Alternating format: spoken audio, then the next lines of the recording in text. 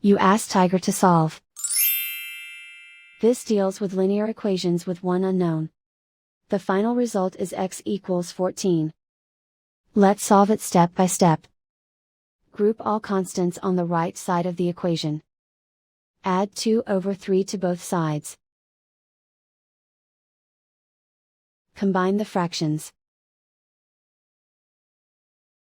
Combine the numerators. Reduce the zero numerator. Simplify the arithmetic. Convert the integer into a fraction. Combine the fractions. Combine the numerators. Isolate the x. Multiply both sides by inverse fraction 3/1. Group like terms. Multiply the coefficients.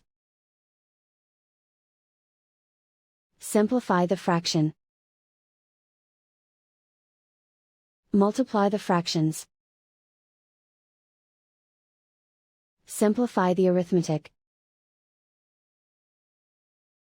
And so the final result is x equals 14.